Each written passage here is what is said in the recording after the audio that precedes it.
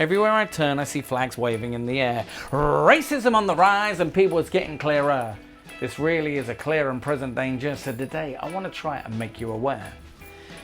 There's an old photograph that was taken on the 13th of June 1936 at the Blumenvoss shipyard in Hamburg during the launch of the Navy training ship Horst Wessel.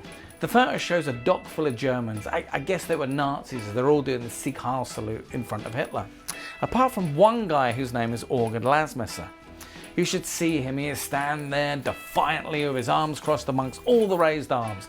And living down in the deep south of England, Folkestone, twin with Alabama, this is exactly how I feel as the far right just keeps growing. As it suddenly becomes cool to fucking like Hitler, and as racism becomes fully accepted.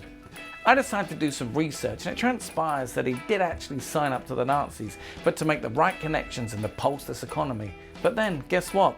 He falls in love with a Jewish woman.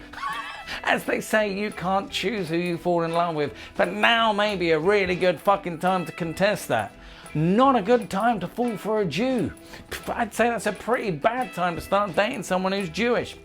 Call it a hunch. Call it a hunch. What happens when it gets to the point of meeting his parents?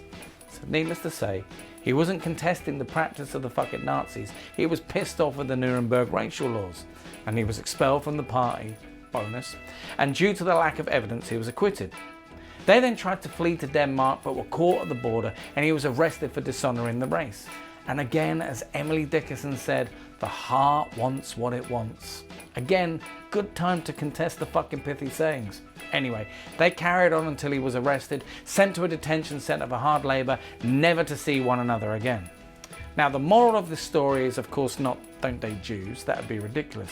But by being racist, you're not just, let's be honest, a cunt. You're limiting your life. Just think of all those beautiful men and women that's out there. This may actually be the only valid time to think with your dick. Think with your dick to stamp out racism. I should run for mayor or local fucking MP or something. Think with your dick to stamp out racism. Come on, let's get rid of racism right now by having sex. I'm here a week. I'm here a week. Try the veal. Try the veal. Cheers. Now fuck off.